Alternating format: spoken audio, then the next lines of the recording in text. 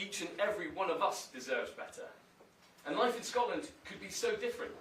The Scottish Parliament commands enormous devolved powers. Taxation, education, health, justice, rural affairs, transport, and many others. Westminster has been delivering levelling up funding of nearly £3 billion per year, alongside one of the highest block grants since devolution began. It's our MPs that are focused on linking local, devolved, and national government. And when politicians do this, there's no limit to what can be achieved for their local constituencies. Scotland needs politicians who are focused on enabling and delivering for their community, not spoiling for unnecessary fights. And so in this new seat of Perth and Kinrossshire, we are the very heart of Scotland. We boast the Stone of Destiny in Perth New Museum, funded by 10 million of UK government funding, while we have incredible natural beauty, innovative local businesses, and incredible potential in our local people. We need and deserve a council, an MP, and a Scottish Government reflecting this energy, to be a positive and proactive voice in Scotland and at Westminster. And so locally, we'll be holding the SNP account for their failures, but we're working hard to put forward positive proposals to make our area better. And it's not just in Perth and Kinrossshire. In seats across Scotland, Scottish Conservative and Unionist candidates are taking on the SNP with positive local plans to actually get things done and make a difference for the better. We are the official opposition and alternative in Scotland, and that is thanks to our leader, Douglas Ross. Douglas won his Murray seat in 2017, 2019, and secured our largest number of votes across Scotland in 2021. Every day he holds the SNP to account. Only last month, forcing out the First Minister, Humza Yousaf. I have no doubt he will do the same again for the self-proclaimed most popular politician in Scotland. He takes the SNP to task, but he is also putting forward positive policies like the Right to Recovery Bill, which has cross-party and third-party support. So, ladies and gentlemen, the leader of the Scottish Conservative and Unionist Party, Mr. Douglas Ross.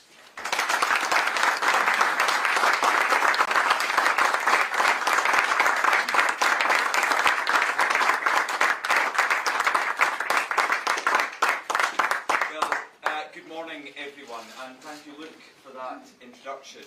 Luke was first elected alongside me to the UK Parliament in 2017, and I know that just like then, if elected this time, he will be a tireless campaigner, delivering investment and opportunity for his constituents. And it's good to be here in Perth, because the campaign we're running in Scotland at this election has a very simple message. Vote for us in key seats to beat the SNP and get the focus onto your priorities. And what better place to start this campaign than in the backyard of John Swinney, to put him on notice that the Scottish Conservatives are coming for SNP seats like at this election.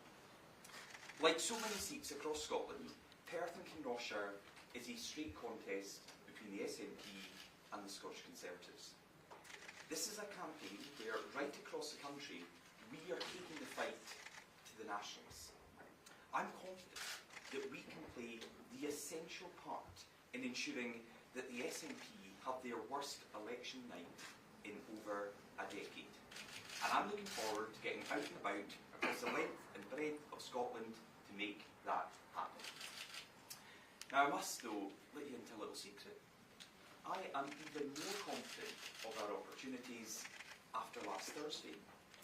After John Swinney decided to start his general election campaign by siding with the disgraced former Health Secretary Michael Matheson over the Scottish public. Talk about stumbling over the start line. I was genuinely shocked. John Swinney decided to defend the man he calls his good friend and colleague. Michael Matheson is the man who tried to claim £11,000 from the taxpayer for iPad roaming charges. He then lied about it, saying it was all for legitimate parliamentary expense. Why on earth would John Swinney not call for Matheson's resignation? Does he think that lying to the public, to the press, to our Parliament is just a slap in the wrist affair? Or worse, does John Swinney think it's totally acceptable? It's been recommended that Michael Matheson receive a 27-day suspension from the Scottish Parliament and 54 days pay deducted from his salary by the Standards Committee. But in my view, that is far, far too lenient. In any other workplace, he would have been sacked for fiddling expenses and then repeatedly lying to cover it up. If we look at the UK Parliament, if he was there, he would now be facing a recall petition which he would almost certainly lose. But John Swinney believes his former colleague, who he served in cabinet with for almost a decade, should be let off scot-free. That we should all forgive and forget. He has said he will not support the sanction.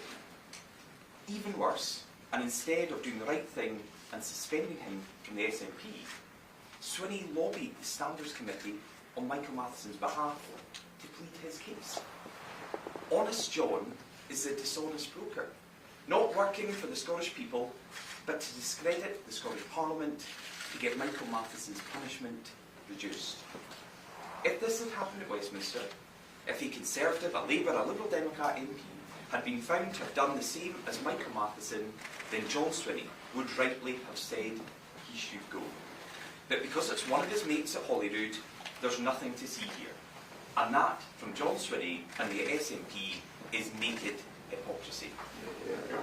For years, the SNP have promoted themselves as being better than Westminster politics. But this sorry saga and John Swinney's handling of it shows that that claim is a lie. They think the same standards that apply to the public don't apply to them. It's one rule for them and another rule for the rest of us. That Matheson, who was Alex Salmond's Health Minister, Nicola Sturgeon's Justice Secretary and Hamza Yousaf's Health Secretary, deserves a second, a third or a fourth chance that none of you would get. Now, I was in Falkirk yesterday, and let me tell you, the people I spoke to are furious that they are being represented by a liar who tried to use taxpayers' money to bail himself out. So if the SNP won't sack or sanction Michael Matheson, it's down to voters to sack the SNP. The SNP are down, now let's vote to get them out. Right across Scotland, voters have the chance on the 4th of July to make the whole of the SNP pay for this sorry scandal, and all of the other scandals that they've overseen with their failure in government for 17 years. Because it's not just Michael Matheson who has let Scotland down, it's the entirety of this stale and rotten party and government that he represents. In every service, in every community, there are clear examples of how the SNP have broken promise after promise and got away with it. Luke mentioned the A9. That essential road that runs right through this constituency and connects the north to the rest of Scotland. The SNP pledged that Scotland's deadliest road would be dualled by next year.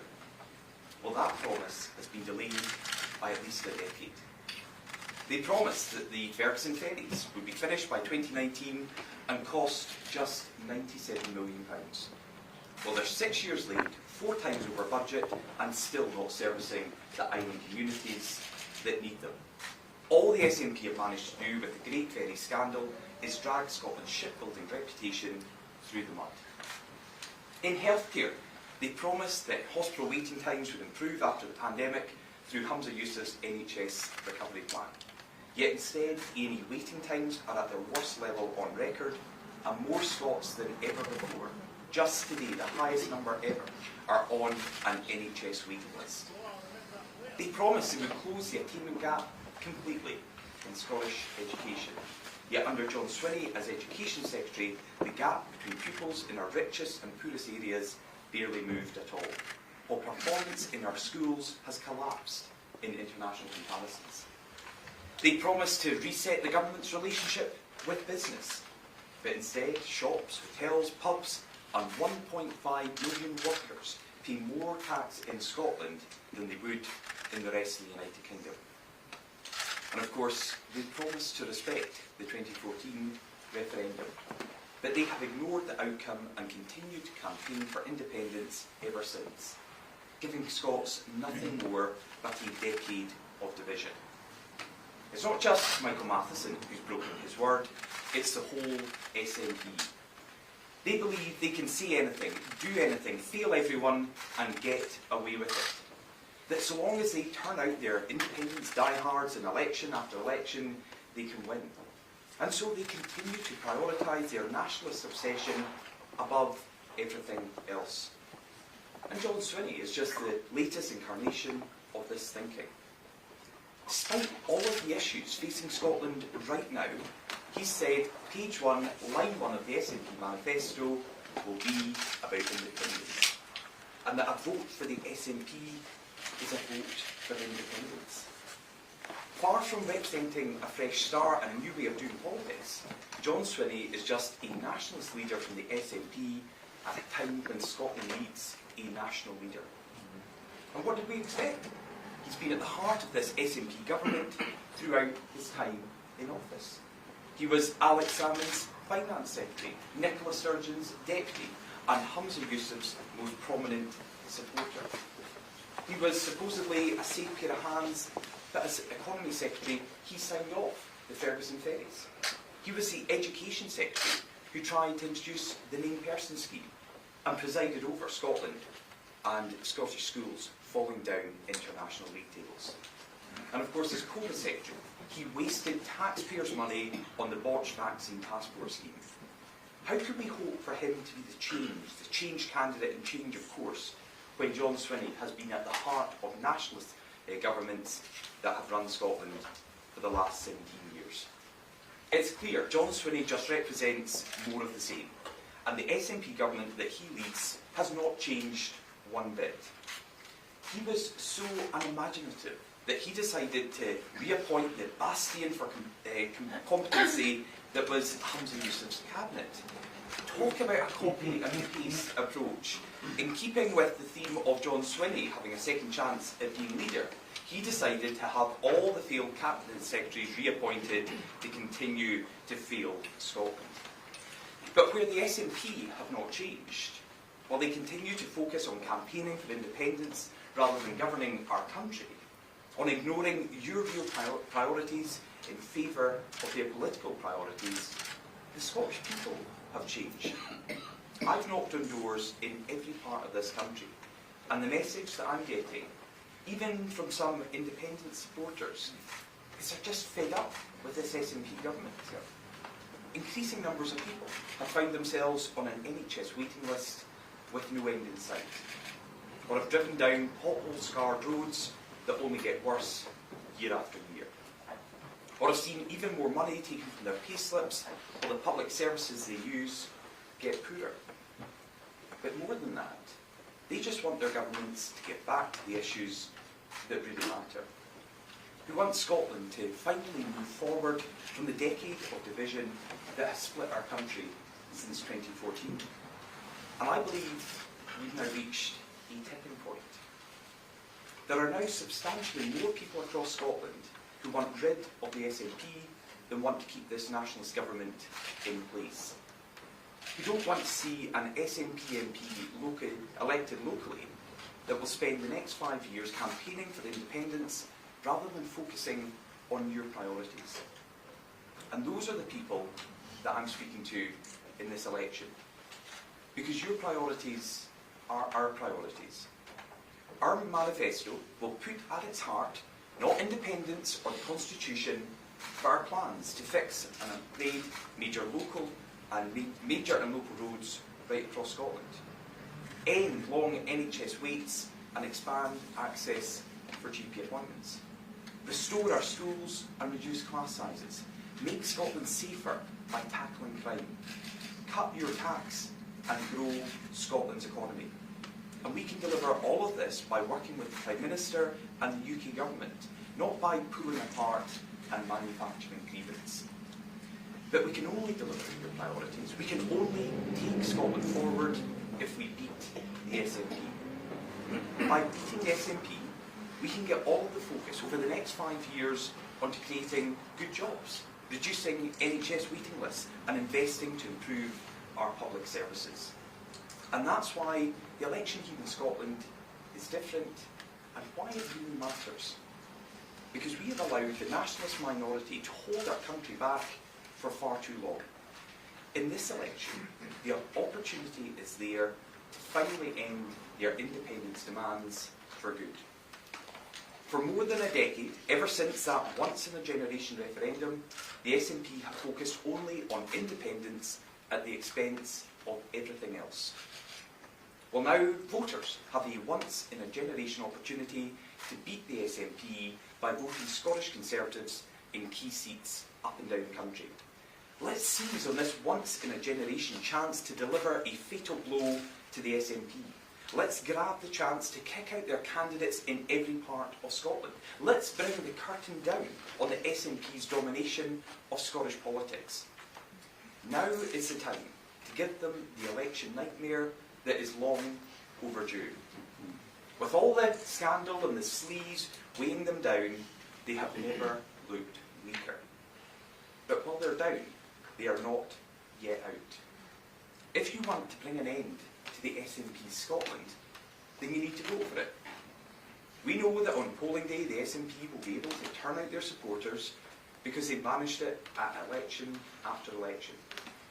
If you stay at home, you risk letting the SNP win by the slimmest of margins, and then using that win as a mandate to campaign for independence. If you want the SNP out, then you need to vote the SNP out. And in key seats, like here in Perth and Kinrossshire, you need to vote Scottish Conservative to beat the SNP. Friends, I'm looking forward to the 4th of July. The SNP say this will be their Independence Day. And for once, I think you might be right. Because I think the 4th of July will be the day that Scotland finally votes to be free of the SNP. The day we end the era of salmon, sturgeon and swinny. The day we finish the job and get the nationalists out for good. The day we hammer the nail all the way in to the SNP's independence campaign. It's the opportunity we've been waiting for, the chance to say no more to the nationalists. On the 4th of July, this general election, we can wipe the yellow off the map and put the blue on the board here in Scotland. The Scottish Conservatives are firing on all cylinders in this campaign.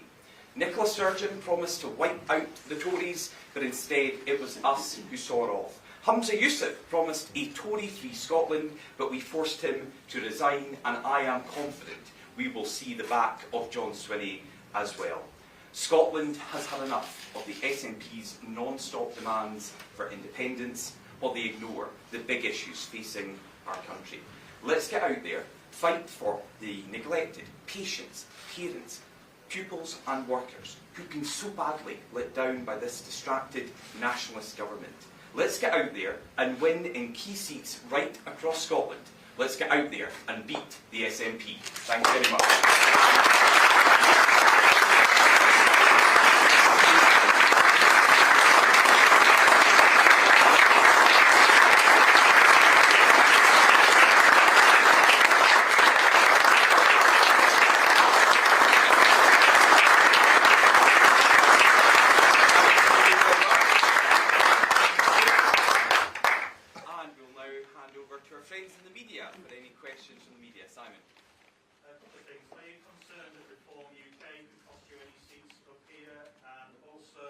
Angus McNeill has written on behalf of his former SNP colleagues to the Crown Office, calling for them to postpone any action on Operation Branch Form during the election, warning that it could obviously have a major impact on the campaign. I just wonder what your thoughts are on that. Well, first of all, a vote for reform in key seats where it's a straight fight between the Scottish Conservatives and the SNP risks an SNP MP being elected. If people vote for other parties, if they don't unite behind the Scottish Conservatives, or they stay at home and don't vote at all, then they risk waking up on the 5th of July with a nationalist MP who will be obsessed with independence and won't focus on their priorities. So that's why I'm urging people in key seats right across the country to back the Scottish Conservative candidate to beat the SNP.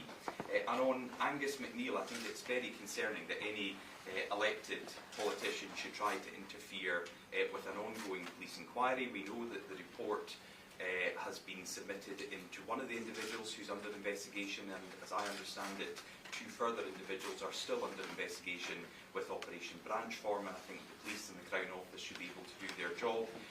It is clearly a complex and lengthy investigation. This has been going on now for well over a year, and I want to see a resolution to that whenever is suitable, but without any political interference from any party. Seth.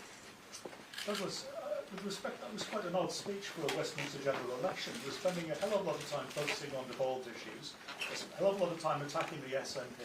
The SNP has got no chance of forming a UK government. You didn't appear to be fighting a Westminster campaign at all in that speech. Well, are you running scared of Rishi Sunak's record? Well, why aren't you talking about what the UK government would deliver if they won again, or the Tories would deliver if they won again? Well, Seb, I've been an MP since 2017, and I know the issues that I get in my mailbox through emails and letters and correspondence from constituents is about the number of Scots on an NHS waiting list. So in Murray, people are coming to me asking for help because they're stuck in an NHS waiting list and they have been for far too long. They come to me because they're worried about their kids' education or their grandkids' education. They come to me because they see their local services are being cut back to the bone because the SNP have cut the funding to local councils. They come to me because they're worried about antisocial behaviour in their communities because the SNP has now overseen the police officer numbers here in Scotland at their lowest level since 2007. So I'm going to focus on the issues. It may not be the issues you agree with, Seb, and your paper agrees with, but these are the issues that come up on the doorstep day in, day out. It's about the priorities that people have here in Perth and Kinrossshire, in Murray, in the North East, in the South of Scotland, and in key seats up and down the country. And people know that if they elect a Scottish Conservative MP in these seats, they will get the focus onto their local priorities rather than a nationalist who will be focused on independence. Are you running scared of Rishi Sunak's record? Absolutely not. The Prime Minister was in Scotland within 24 hours of calling the election. I was with him up in Nig. He'll be back here during the election campaign. But we also have an opportunity, and this is an opportunity that I think voters have cottoned on to, that in key seats up and down the country, we can beat the SNP by uniting behind the Scottish Conservatives. We can deliver that election result, which will be one of the worst for the Nationalists in a decade, if voters can unite behind us in these key seats, defeat the SNP and get the focus onto the priorities that local people have. Kieran. Douglas, you spent a lot of your speech speaking about Michael Matheson. Does that not invite a comparison with Boris Johnson, a man who broke the rules, lied about it, then when the committee investigated? Well, Boris Johnson is no longer a member of any parliament. Michael Matheson is shamefully still a member of not just the Scottish Parliament, but the SNP. In any other line of work, he would have been sacked by now. He's not even been suspended by the SNP. And John Swinney has decided at the start of a general election campaign that he thinks the right approach is to fully support and endorse a liar who tried to claim taxpayers' money for an iPad roaming bill that clearly was not generated as a result of parliamentary expenses. So we will be bringing forward a debate in the Scottish Parliament tomorrow. I understand now that the SNP are looking to have the vote on the sanctions tomorrow before our debate. So Scottish Conservatives are bringing forward this debate to ensure that Michael Matheson does the right thing. He needs to resign. If John Swinney truly believes in the integrity of the Scottish Parliament, he cannot allow his friend and colleague, Michael Matheson, to remain an MSP in Holyrood. And the voters in Falkirk West could have the opportunity at minimal additional cost to have a Holyrood by-election on the same day as the Westminster general election on the 4th of July, so they could get an MSP who is truthful and who has integrity. Because it's very clear over the last few months that Michael Matheson has not been truthful, he has blatantly lied, and he does not have integrity. Andrew. Can I ask for your thoughts on your colleagues down south referring to Sir Keir Starmer as Sir Sleepy? The idea that 61 is too old to be PM, is that something you agree with? And given that John Swinney's 60, do you think he's too old to be FM? And then sort of following on to that point, Seb's question, you talked here about voters staying away. Are you worried that the dysfunctional nature of the campaign down south is scaring off voters? Well, first of all, on the comments about Keir Starmer, we're in a general election campaign and lots of things are said about various different candidates and political leaders, and I look forward to seeing what my opponents have to say about me over the course of the next few weeks. But in terms of voters staying away, I think this is an issue that all parties will have to tackle with in this election is general apathy. We are seeing in the opinion polls that one of the things that people have decided at the moment is they are waiting for this reason to come behind the various political parties. It's very clear here in Scotland, we are giving people a reason in key seats up and down the country to unite behind the Scottish Conservatives, because we can end this decade of division by the Nationalists if we force out their MPs up and down Scotland, if we stop SNP candidates being elected. If we can do that, if we can unite behind Scottish Conservatives in these key seats, we can deliver that blow to the Nationalist ambition to separate Scotland from the rest of the United Kingdom and to continue their focus on independence above everything else. There are real priorities that are being ignored at the moment. I want to see the focus on investing in local communities, on driving down NHS waiting times, on improving our education system. All of these things are being ignored while the Nationalists obsess about independence. People sure it's 1 year since 2001, we've given the Tories everything that stood. Why is it that this is going to be different this time round? And how much do you think that's because of boundary changes bringing parts of Luke's old constituency? Well, first of all, Pete can lose here because we have an outstanding candidate in Luke Graham. I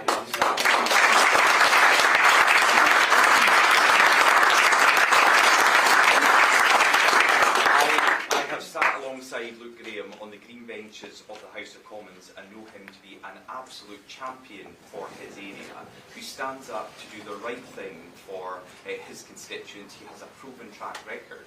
And here in Perth and Kinrossshire, they can see they have one of the most adversarial nationalist MPs at Westminster, who would rather go down there and pick fights with the UK government, with UK ministers, rather than actually trying to work with whoever is in government to deliver for this constituency. And Pete Wisher has a long and sorry track record of putting partisan politics above the priorities of his local constituents. And that's why on the 4th of July, people can unite behind a new face for this constituency, but someone with a proven track record to beat Pete Wisher, to put the Nationalists, their obsession with independence, back to the background to focus on the real priorities that people have in this constituency and in key seats up and down Scotland.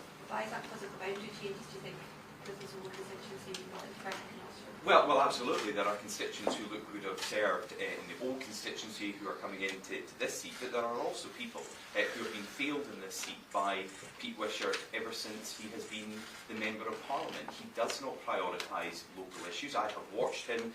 I've answered questions from Pete Wisher that have never been about his local constituents or about the Perthshire area that he's represented for almost 2 decades. He takes every opportunity he can to issue partisan statements in the House of Commons rather than actually trying to do something for the good of the area. I think the figures that Luke related at the start of his speech about how 2 times he had mentioned Perth in the House of Commons compared to independence in the SNP tells you everything you need to know.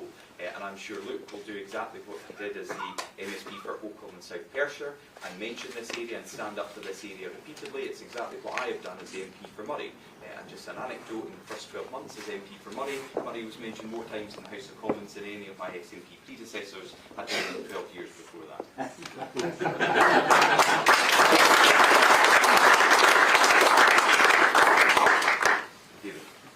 So in your speech you mentioned that the elections are going to be different in Scotland than it is in England. Can you kind of expand on that? Does that mean you're worried about obviously the shambles gone in England, the Tories will have an impact on voters here? And secondly, how much of an impact would it have if the Tories did win this seat? Is John Swinney's backyard? Would that be kind of embarrassing for them if they lose their MP for the area?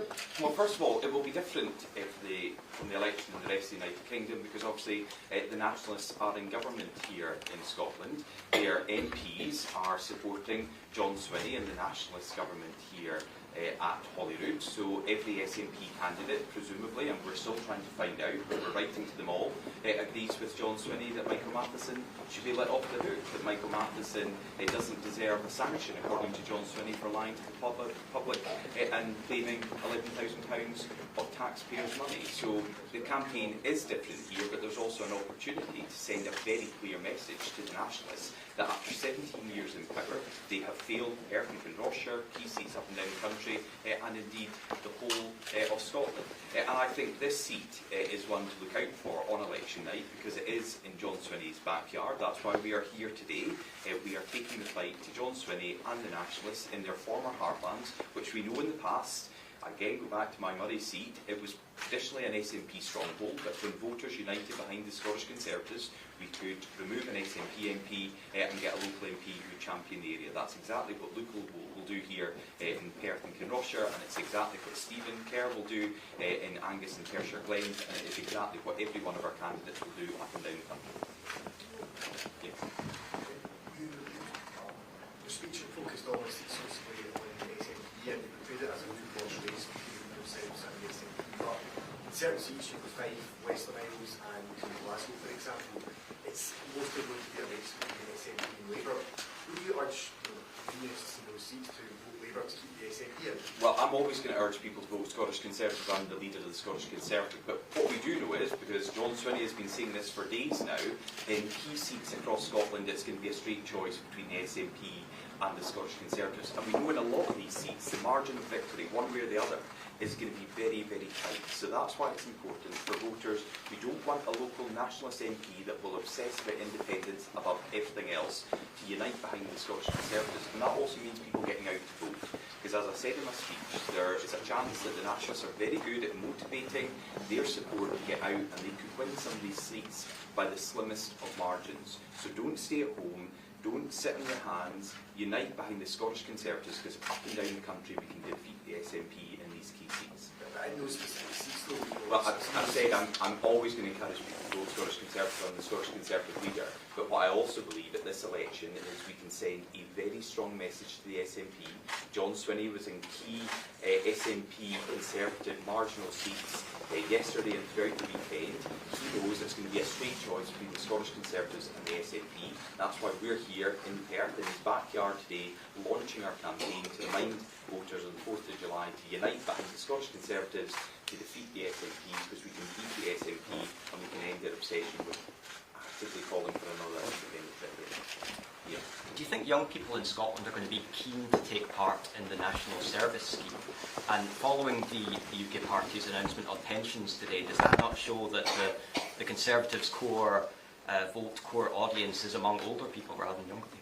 Well, I think the big thing about the National Service Scheme is about bringing communities together, uniting the country. What we've seen with the last 10 years of the Nationalists is more division across Scotland and trying to separate the country and pull us apart. But the announcement today on the Triple Lock Plus for the state pension is one that is important to our pensioners, but also follows on the back of two fiscal events where we've seen a cut by the UK Conservative government to national insurance. So this is a government that delivers for everyone across Scotland and across the UK. I think that's a very positive message to take, and voters in key seats up and down Scotland know they have a choice to have a Conservative MP who will be focused on their priorities, their local issues, rather than a nationalist who will be obsessed with independence.